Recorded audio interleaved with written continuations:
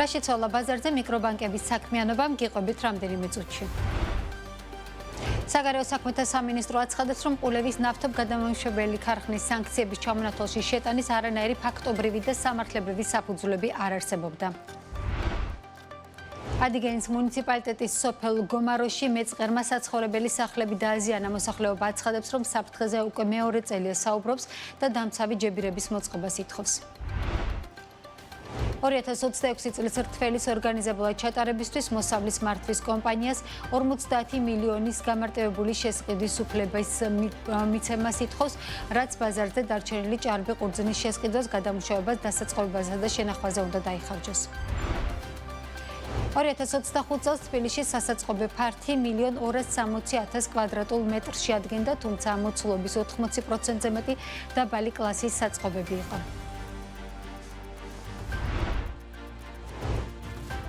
მოგესალმებით, ეს BMG რეგიონის წამყვანი ბიზნეს მედია სააგენტო საქმიან ამბებს BMG-ს გუნდთან ერთად ნინო ტაბატაძე წარმოგიდგენთ.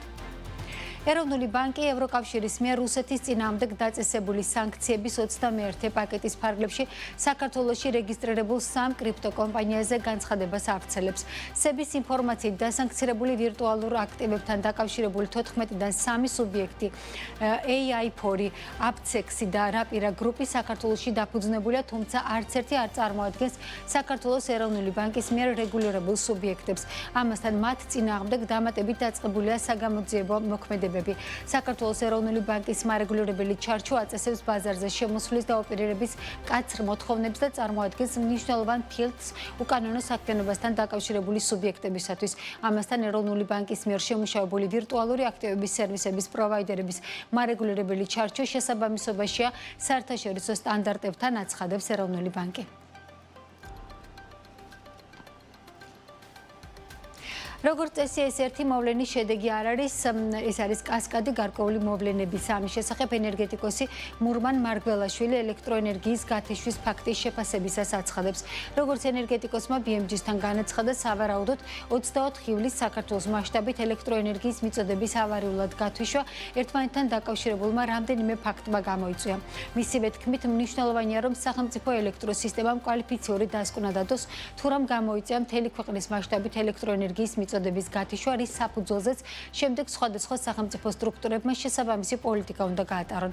ოფიციალური განმარტება რატომ მოხდა 24 ივლისის დაახლოებით პირველი 10 წუთზე ქვეყნის მასშტაბით ელექტროენერგიის მიწოდების ავარიული შეწყვეტა ამ დრომდე არ გაკეთებულა. ელექტროენერგეტიკულ სისტემაში არის უამრავი ტექნიკური კომპონენტი, რომლებიც ერთმანეთთან დაკავშირებული არის ჩართული ასევე დაცვები. საერთოდ ესეთი მოვლენა არის გამონაკლისი, რომელიც სისტემაში არ უნდა ხდებოდეს. მაგრამ იმიტომ რომ არის ბევრნაირი დაცვის მექანიზმები, ავტომატიკა, გამორთვა ერთის ან პირიქით გენერაციის და ასე შემდეგ, რამაც უნდა დაასტაბილოს სისტემა. როგორც წესი, ეს ერთი მოვლენის შედეგი არ არის. არის ხოლმე კასკადი გარკვეული მოვლენებისა, როდესაც ერთი მოვლენა მერე მეორე ადგილას აჩენს რაღაც სისუსტეს და ასე შემდეგ, სანამ მივა მთლიანად სისტემის ჩაქრობამდე. ეხლა კონკრეტულად ეს მექანიზმები როგორ განვითარდა, ამის თქმა ეხლა ინფორმაციის გარეშე შეუძლებელია ჩვენს მიერ და ამიტომ უნდა დავაყენოთ საბოლოო საინჟინრო ტექნიკურ კვალიფიციურ დასკვნას. მიკრობანკებმა წლის პირველი ნახევარი მოგებით დახურეს. ეროვნულ ბანკში წარდგენილი მონაცემებით მიკრობანკების ჯამური წმინდა მოგება 10,5 მილიონ ლარს შეადგენდა. ბაზარზე ამ ეტაპზე ორი მიკრობანკია, მათ შორის მიკრობანკი კრისტალი 691,2 მილიონი ლარის აქტივებით, სექტორში მე-11 პოზიციაზეა, MBC-ს კი 209 მილიონი ლარის აქტივები აქვს და საბანკო სექტორში მე-17 პოზიცია უჭირავს.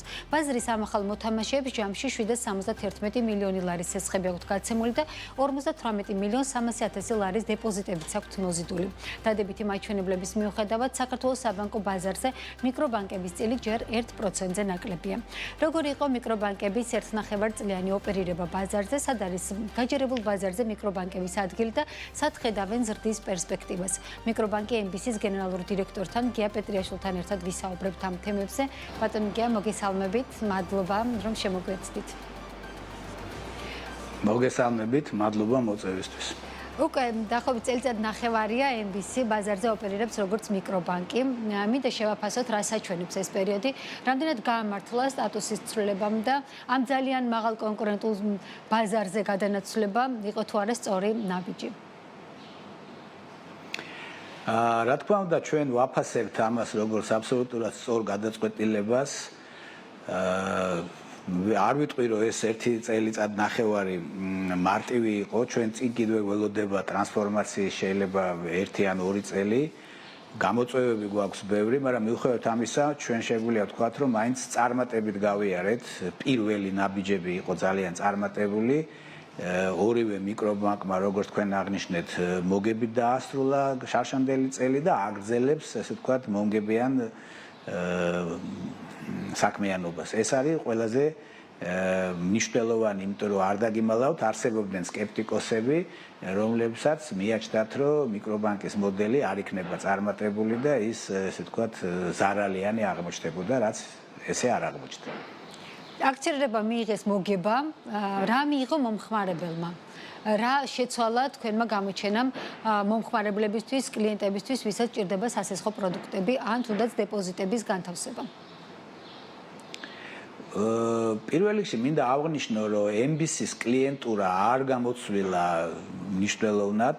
ჩვენ კი ვცდილობთ და ყავს ახალი კლიენტები, მაგრამ რაც თავარია, ჩვენ ვინარჩუნებთ არსებულ კლიენტებს და მათ ვთავაზობთ ახალ უკვე საბანკო პროდუქტებს. ეს პირველ რიგში არის დეპოზიტები, მიმდინარე ანგარიშები და სხვა პროდუქტები, ასე რომ ჩვენმა კლიენტებმა მოიგეს ის, რომ მათ აქვთ ახლა უკვე სრულყოფილი საბანკო მომსახურება. ეს არის უდავო პლუსი.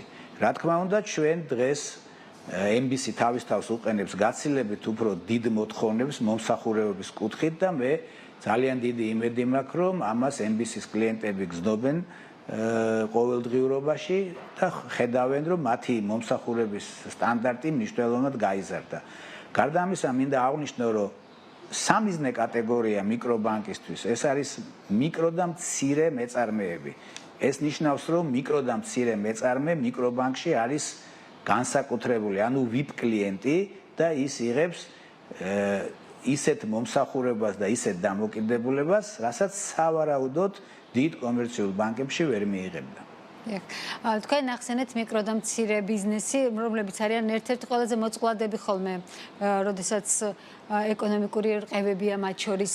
რამდენად ქმნის ეს ბანკისთვის გამოწვევას ამ სეგმენტზე ფოკუსირება და საერთოდ დაკრედიტების მიმართულებით, როგორ შეიძლება რომ მოიზიდოთ უფრო მეტი, ასე ვთქვათ, კლიენტი და კონკურენტული უპირატესობაში უფრო აქტიურად შეხვიდეთ ბანკებთან, იმიტომ რომ ძალიან რთული ბაზარი არის ჩვენი საბანკო სექტორი, სამი ძირითადი მოთამაშის წილი არის მკვეთრად განსხვავებული დანარჩენებთან შედარებით.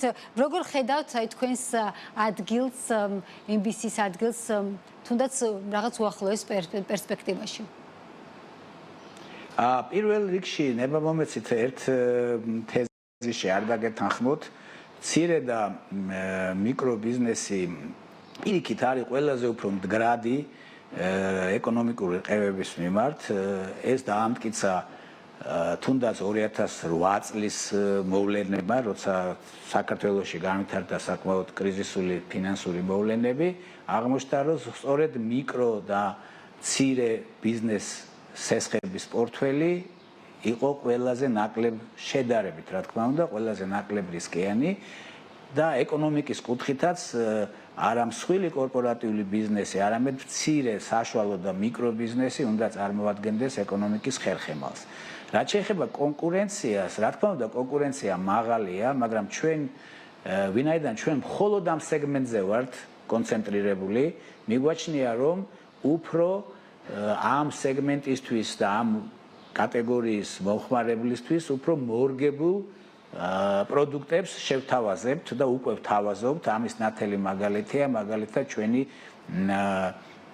ზრდადი დეპოზიტი, სადაც ყველანაირი შეზღუდვის და საპროცენტო განაკვეთის შემცირების გარეშე ჩვენს მოხმარებელს შეუძლია ნებისმიერ დროს დაამატოს თავის უკვე არსებულ დეპოზიტზე თანხა და ეს პროდუქტი ძალიან კარგად იყო მიღებული ჩვენი კლიენტების მხრიდან და ვფიქრობ, რომ ჩვენ მომავალშიც არაერთ ესეთ ინოვაციურ გადაწყვეტილებას შევთავაზებთ MBC-ის კლიენტებს. რამდენად იქნება MBC მიმართული იქით, რომ პროცესების გაციფრულებისკენ უფრო მეტი ნაბიჯები გადადგას? ამ ნაწილს როგორ უყურებთ? ეს არის ჩვენი ერთ-ერთი მთავარი ამოცანა და გამოწვევა ეხლანდელ ეტაპზე. დიახაც, ჩვენ პირველ რიგში თუ ჩვენ საუბრობთ კონკურენციაზე, ალბათ უფრო ციფრულ ბანკებს უფრო მოვიაზრებთ ჩვენს პირდაპირ კონკურენტებად, ვიდრე მსხვილ კომერციულ ბანკებს. ამიტომ ჩვენ ვემზადებით ამ ესე ვთქვათ სპარინგ შებრძოლებისთვის, ვემზადებით ძალიან აქტიურად და ვანვითარებთ ციფრულ პროდუქტებს. მე მგონია, რომ პირველი ჩვენი ესე ვთქვათ შეთავაზებები უკვე წლის ბოლოს შეიძლება გამოჩნდეს, მაგრამ ყველა შემთხვევაში მომავალი წლიდან MBC-ის კლიენტებს ელოდებათ ბევრი სასიამოვნო სურპრიზი ამ კუთხით. რომ დავაკონკრეტოთ, თუ არის დღეს შესაძლებელი, აი რა ტიპის პროდუქტები შეიძლება ვიხილოთ? რა თქმა უნდა, ჩვენ ვფიქრობთ იმ პროდუქტების მორგებას ამ ტიპის კლიენტურაზე, რაც საბანკო სექტორზე უკვე დიდი ხანია აპრობირებულია. ეს არის ეგრეთ წოდებული მობაილ ბანკი, ინტერნეტ ბანკი, დისტანციური მომსახურების სხვადასხვა მეთოდები, დისტანციური ონბორდინგი, დისტანციურად პრაქტიკულად ვივდივართ იქითკენ, რომ მომხმარებელს მხოლოდ განსაკუთრებულ და იშვიათ შემთხვევაში დაჭირდეს მოსვლა მომსახურების ცენტრში და შეეძლოს ყველა მომსახურების მიღება დისტანციურად და ციფრულად. დიახ. მოდით ვისაუბროთ მარეგულირებელ ჩარჩოზეც. როგორი არის დღეს თქვენთვის ეს მარეგულირებელი ჩარჩო? რამდენად მეგობრულად შეიძლება მივიჩნიოთ? იმიტომ რომ ძალიან ფაქტობრივად ერთნაირი რეგულირების ქვეშ ხართ, როგორც მიკრობანკები, ასევე მსხვილი ბანკებიც, ხომ? და რა შესაძლებლობებს გაძლევთ ეს რეგულირების ეს არეალი? რეგულაციები არის პრაქტიკულად იდენტური.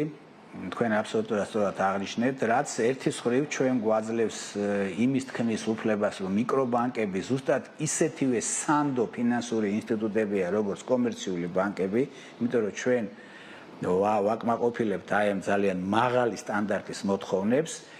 მე არ გამოვრიცხავ, რომ დროთა განმავლობაში გარკვეული ცვლილებები რეგულაციაში შევიდეს, იმიტომ რომ ეს მაინც ახალი სექტორია, ახალი ფინანსური ინსტიტუტებია და შეიძლება უკვე ჩანს რაღაც უმნიშვნელო, მაგრამ რაღაც გარკვეული მაინც ხარვეზები, რომელიც ვფიქრობ, რომ ძალიან სამუშაო რეჟიმში ეროვნულ ბანკთან ერთად მოხდება ამ დახვეწა ამ რეგულაციების და უფრო მორგებული იქნება ის მიკრობანკების სექტორი. რა მიმართულებით გჭირდებათ დახვეწა? რა გჭირდებათ იმისთვის, რომ მეტად უფრო შესაძლებელი იყოს მიკრობანკების განვითარება? იცით რა არის, ეს არ არის რაღაც ისეთი მნიშვნელოვანი პრინციპული საკითხი, აქ ძალიან პროფესიულ დეტალებზეა საუბარი. ვფიქრობ, რომ ჩვენს სვენელს და მაყურებელს შეიძლება ეს ვერც კი გაიგოს ესე მარტივად, აქ უბრალოდ პროფესიული მიდგომა იქნება საჭირო. აქ არის კონკრეტული კოეფიციენტები, კონკრეტული რეგულაციების დეტალები, რომელიც შეიძლება იყოს უფრო მორგებული, ვინაიდან ხვდებით, რომ მიკრობანკი კი გავს ძალიან კომერციულ ბანკს, მაგრამ მაინც ერთ-ერთზე არ იმეორებს. რაღაცა ეს სპეციფიკა შეიძლება იყოს მომავალში გათვალისწინებული. ბატონო, თუ ელოდებით ახალ მოთამაშეებს თქვენ სეგმენტში, ფაქტობრივად დასაწყისში ორმა მაშინ მიკროსაფინანსომ განაცხადა სწორედ, რომ მიეღო ეს სტატუსი. ახალი მოთამაშეები რამდენად შეიძლება გაჩნდნენ, თუ ხედავთ ამ სურვილს? ან რა აფერხებს მათ შემოსვლას ბაზარზე? იცით რა არის, ჩვენ აქტიურად ვაკვირდებით, რა თქმა უნდა, მიკროსაფინანსო სექტორსაც. ფიქრობ, რომ დღეს არის მიკროსაფინანსო სექტორში რამდენიმე კომპანია, რომელსაც სამომავლოდ შეიძლება გაუჩნდეთ სურვილი მიკრობანკის ლიცენზიის მოპოვების. ამისათვის მათთვის იქნება ძალიან მნიშვნელოვანი რესტრუქტურიზაციის გაკეთება ბიზნეს მოდელში, იმიტომ რომ უმრავლესობა დღეს მიკროსაფინანსო ორგანიზაციებისა სამომხმარებლო სესხებზე ორიენტირებული ფინანსური ინსტიტუტებია და იცით თქვენ, რომ მიკრობანკის მთავარი მანდატი არის, რომ ნახევარზე მეტი სესხებისა უნდა იყოს სწორედ ბიზნეს და აგრო სესხები. თუ ისინი შეძლებენ ასეთი ცვლილების განხორციელებას, სხვა კრიტერიუმებით მე გულისხმობ კაპიტალის ზომით და თვითონ პორტფელის ზომით ისინი რა თქმა უნდა აკმაყოფილებენ და არ არის გამორიცხული რომ უახლოეს ერთ-ორ წელიწადში ჩვენ ვიხილოთ კიდე ახალი მსურველები. მე პირადად მოუთმენლად ველოდები იმას რომ არა მხოლოდ საქართველოს შიგნით, არამედ საქართველოს გარედან, ანუ საერთაშორისო რომელიმე მოთამაშეებს საფინანსო ინსტიტუტმა მოინდომოს მიკრობანკის ლიცენზიის მოპოვება საქართველოში. ეს იქნება პირდაპირ და ყველაზე ნათელი დასტური იმისა, რომ ეს მოდელი და ეს მარეგულირებელი ჩარჩო არის მიმზიდველი არა მხოლოდ ადგილობრივი მოთამაშეებისთვის, არამედ საერთაშორისო მოთამაშეებისთვისაც. დაველოდოთ იმედია გამოჩნდებიან. ბოლოს მინდა გკითხოთ, როგორი არის თქვენი სამიზნე მაჩვენებლები, რომ ავიღოთ მაგალითად 3 წლიანი პერიოდი. როგორ ხედავთ, რა პროცენტით შეიძლება გაიზარდოს თქვენი პორტფელი, როგორც აკრედიტების, ისევე დეპოზიტების მიმართულებით, ან რეგიონულ გაფართოებას როგორ უყურებთ? თქვენ სწორად აღნიშნეთ, რომ ჯერჯერობით ორ მიკრობანკს 1%-ზე ნაკლები უკავია მთლიან საბანკო სექტორში და ვფიქრობ უახლოეს ერთ-ორ წელიწადში რამე მნიშვნელოვანი ცვლილება ამ კუთხით შეუძლებელია რომ განხორციელდეს, თუმცა თუ თვითონ ამ მიკრობანკებს შევხედავთ, ისინი საკმაოდ სწრაფად იზრდებიან. შარშან მაგალითად ჩვენი პორტფელი 30%-ით გაიზარდა, რაც იყო ძალიან ჩვენთვის გასახარი და ვიტყვი პირდაპირ რომ მოულოდნელიც კი, ჩვენ პირველ წელს არ გეგმავდით ასეთ მნიშვნელოვან ზრდას. ამიტომ მე ვფიქრობ, რომ ჩვენ საშუალოდ სადღაც 15-დან 20%-მდე ამ სისწრაფით ვგეგმავთ ზრდას უახლოეს 3-4 წელიწადში. რა თქმა უნდა, ეს უნდა მოხდეს, ეს ზრდა უნდა მოხდეს ყველა იმ ამოცანის გადაწყვეტის კვალ და კვალ, რაც ვთქვით, რომ თავარი ჩვენი აქცენტი დღეს არის დეპოზიტების პორტფელის აქტიური განვითარება, ციფრული ტრანსფორმაცია და დისტანციური მომსახურების სხვადასხვა მეთოდების შეთავაზება MBC-ის მომხმარებლებისათვის. ძალიან დიდი მადლობა ბატონო გია, რომ შემოგვიერთდეთ თქვენი გეგმები გაგვიზიარეთ. დაგემშვიდობებით, მიკრობანკი MBC-ის გენერალური დირექტორი გია პეტრიაშვილი იყო ჩვენი სტუმარი. საკერო საქმეთა სამინისტრო კი აცხადებს, რომ ყულების ნავთობ გადამამუშავებელი ქარხნის სანქციების ჩამონათვალში შეტანას არავითარი ფაქტობრივი და სამართლებრივი საფუძველი არ აქვს. უწყება გავრცელებულ განცხადებაში წერს, რომ საქართველოს სრულად ითვალისწინებს ევროკავშირის მიერ დაწესებულ სასანქციო რეჟიმს, ამ რეჟიმის კონტექსტს აიღებს ყველა ზომას, რათა საქართველოს ტერიტორია არ იქნას გამოყენებული სანქციების გვერდის ავლისთვის. ევროკავშირთან ამ მიმართულებით თანამშრომლობა კი ეფუძნება გამჭვირვალობასა და ღიაობის პრინციპს. საქართველოს სახელმწიფო ინსტიტუტების ეფექტიან მუშაობა ადასტურებს ის გარემოებაც, რომ დღემდე საქართველოს ტერიტორიაზე ევროკავშირის სანქციების გვერდის ავლის არც ერთი ფაქტი არ დაფიქსირებულა, აცხადებს სამინისტრო. მაკა ბოჭორიშვილის უწყება იმედოვნებს, რომ ევროკომისიის შესაბამისი სამსახურები და ევროკავშირის წევრი სახელმწიფოები გადაწყვეტილებით განსაზღვრული 6-თვიანი პერიოდის განმავლობაში ხელმძღვანელებენ სამართლიანობის პრინციპით და გადახედავენ ამ გადაწყვეტილებას. რას ნიშნავს ევროკავშირის მიერ ყულების ნავთობ ქარხნისათვის მიცემული 6-თვიანი ვადა? ევროკავშირის სანქციების დეპარტამენტმა BMG-ს კითხვებს უპასუხა, რომელიც სანქციების 21 პაკეტში კომპანია Flexi Petroleum-ის შესახებ არსებულ ჩანაწერს ეხებოდა. ევროკავშირის განმარტების თანახმად ყულების ნავთობ გადამამუშავებელ ქარხანას 6 თვის ვადა აქვს, რათა კომპანია მოახდინოს რუსული ნავთობიდან დივერსიფიცირება. ყულების ნავთობ გადამამუშავებელი ქარხნის სანქცირებულ სუბიექტთა სიაში შეტანის გადაწყვეტილებას ევროკავშირი 6 თვის ვადაში მიიღებს, რათა ქარხანას მიეცეს შესაძლებლობა მოახდინოს რუსული ნედლი ნავთობიდან მომარაგების წყაროების დივერსიფიკაცია. ევროკომისიის მიერ შესაბამისი შეფასების ჩატარების შემდეგ ევროკავშირის საბჭო გადაწყვეტს, კვლავ არსებობს თუ არა ქარხნის აღნიშნულ სიაში დატოვების აუცილებლობა, ნათქვამია ევროკავშირის პრესსამსახურის განმარტებაში. არსებული მდგომარეობით ქარხანა ნავთობპროდუქტების წარმოებისათვის რუსულ ნედლ ნავთობს იყენებს, თუმცა Flexi Petroleum-მა 2 ივლისს უკვე განაცხადა, რომ აგვისტო-სექტემბრიდან რუსული წარმოშობის ნავთობპროდუქტების სრულად არარუსული წარმოშობის ნედლეული ჩანაცვლდება.